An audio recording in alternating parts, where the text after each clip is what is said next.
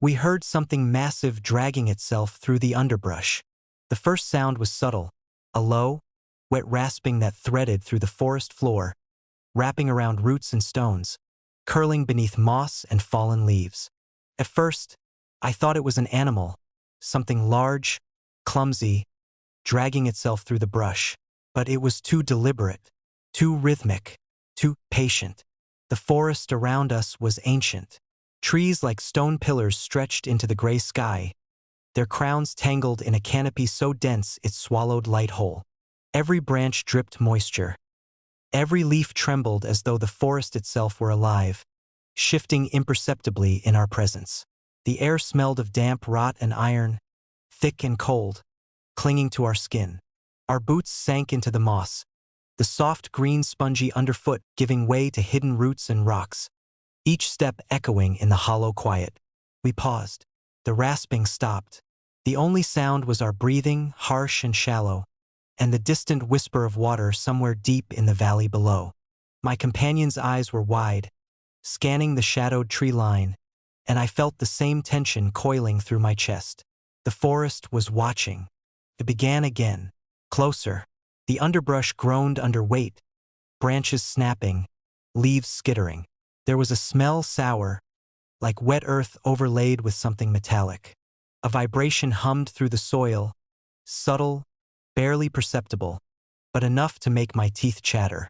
We had come deep into these woods to track an old logging trail, a relic from decades past, long since overtaken by the forest. We told ourselves it was just curiosity, that the stories we'd heard of missing hikers and strange disappearances were folklore.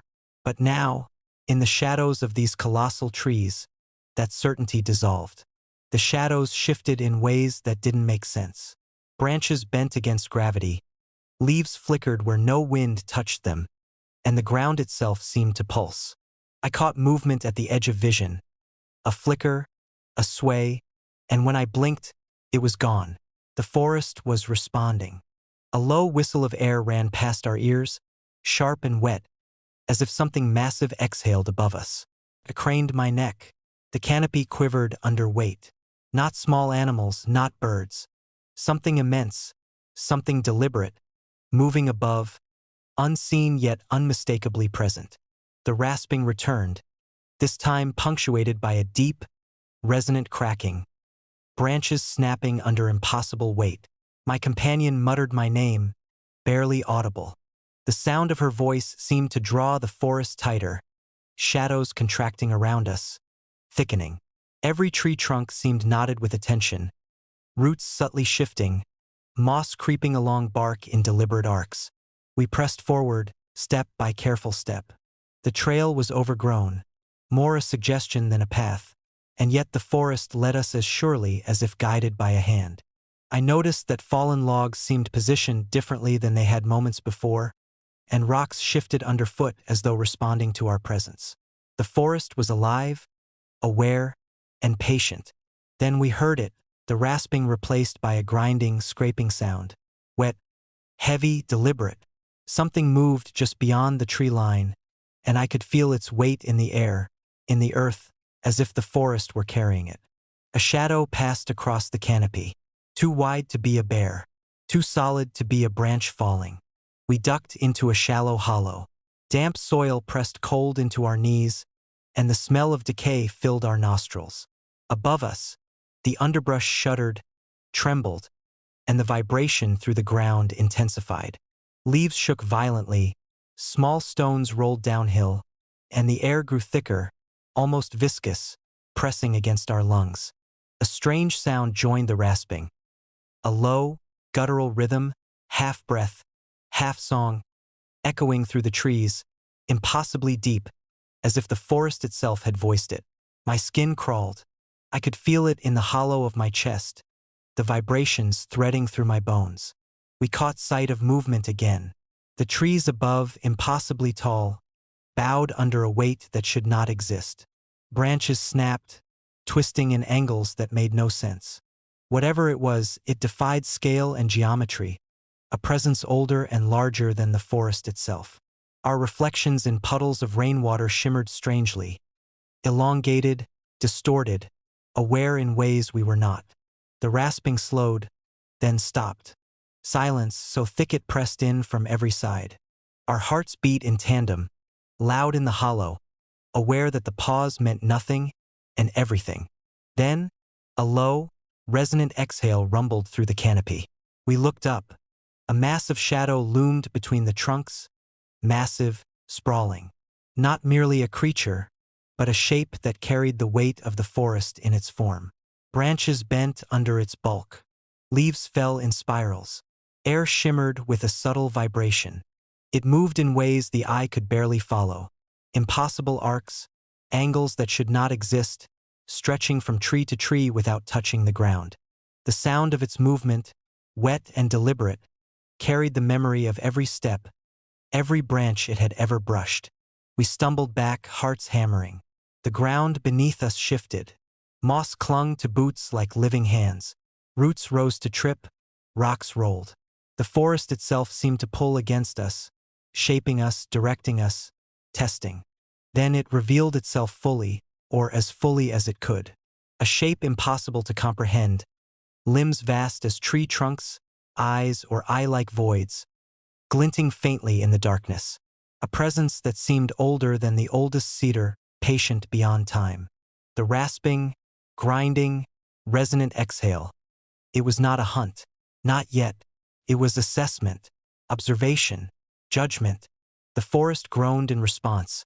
A chorus of creaking wood and snapping branches. Leaves swirled unnaturally, bending toward the shape as if drawn. I realized then that the forest had not been neutral. It had been guiding, grooming, waiting for the right moment, the right witnesses. We had walked its corridors willingly, and it had allowed us to reach this point. And now it waited. The shadows lengthened. The vibration pulsed beneath our feet. The presence above did not advance, did not retreat. It simply observed. We could feel its awareness pressing into the air, threading into the soil, whispering through the underbrush.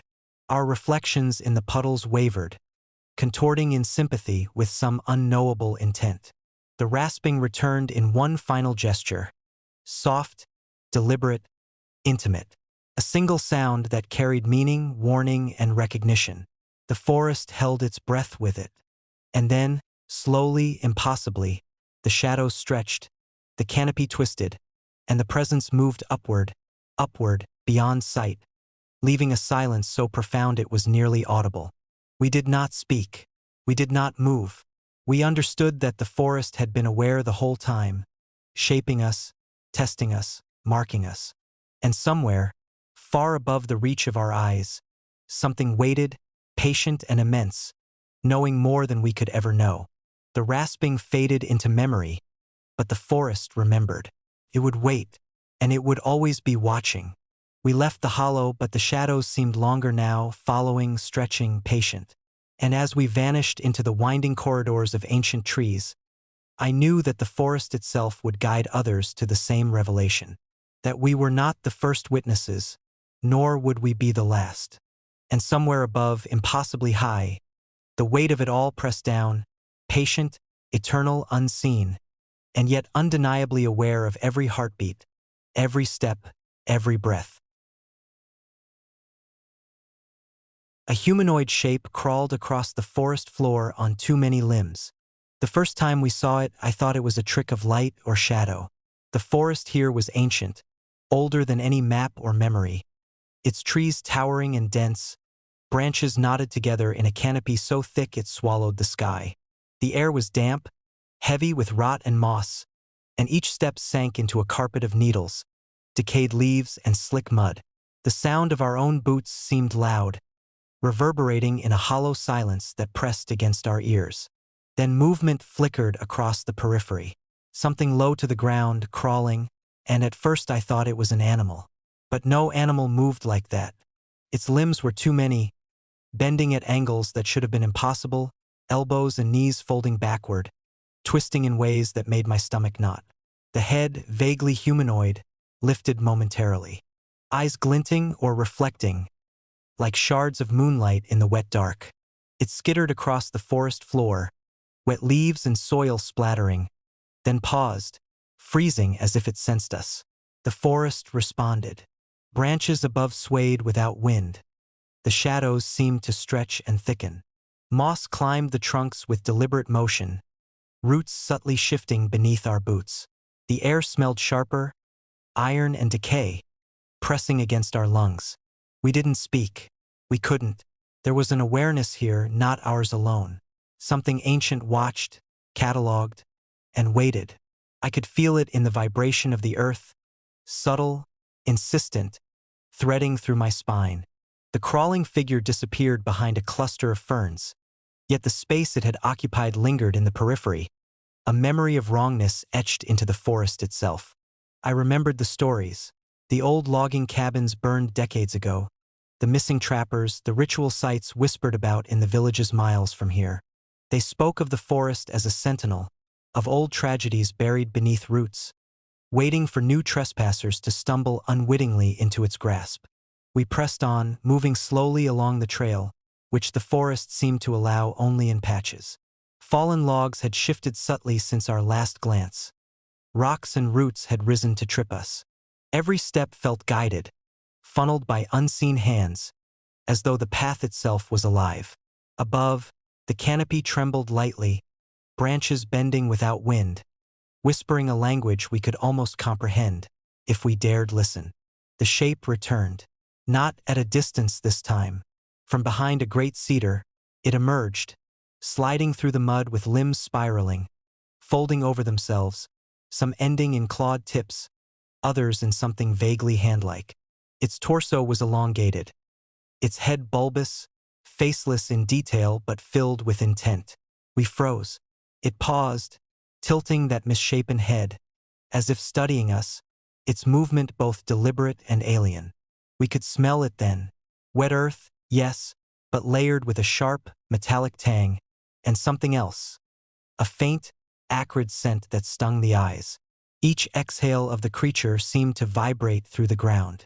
It moved again, limbs twitching, bending in impossible arcs, and the forest responded. Leaves fell in spirals. The air shimmered with tension.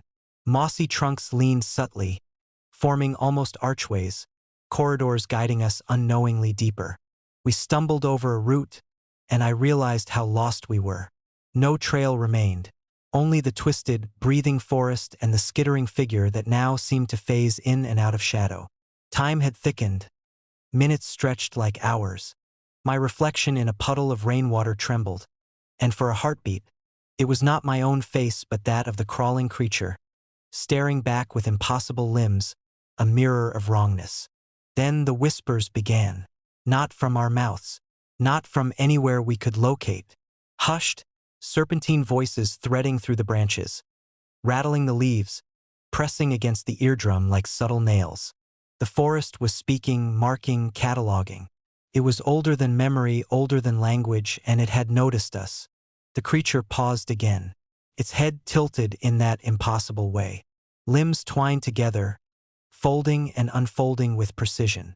And then it began to rise, not fully, not humanly, but enough to distort scale. The shadows it cast reached heights impossible for its body. Trees above bent under its movement, branches snapping and weaving into shapes that suggested something larger, something architecture-defying.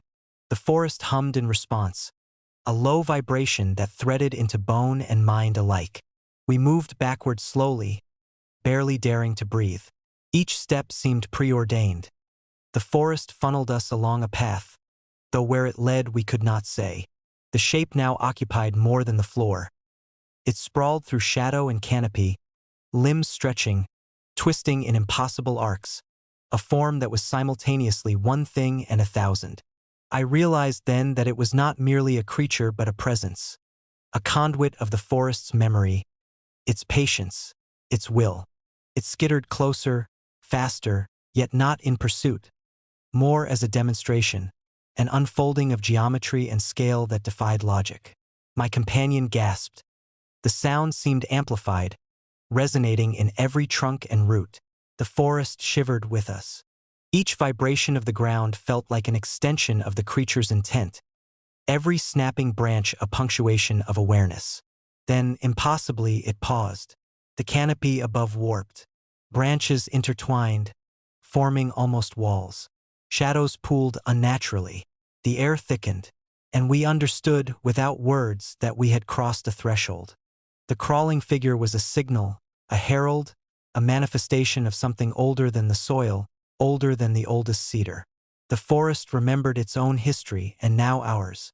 The last thing I saw before the figure withdrew into shadow, limbs folding and unfolding like living architecture, was the way it touched the air above. Branches twisted unnaturally in response, leaves forming subtle spirals in midair, as if the forest itself had acknowledged the presence it harbored for centuries.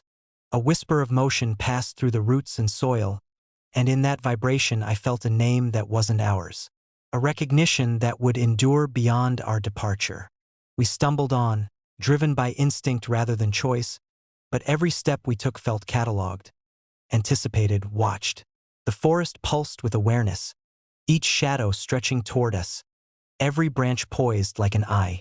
And somewhere, just beyond comprehension, the creature waited, patient, immense, impossible. A fragment of the forest's memory, and of something older still, lingering in the roots and canopy alike. Even now, as I recall it, the forest remembers me. I can feel it in the hum beneath the soil, the shifting shadows in my peripheral vision. We were seen. And one day, perhaps, it will rise again, fully, to remind the world that some places are older than life itself, and that we are merely passing shapes in their memory.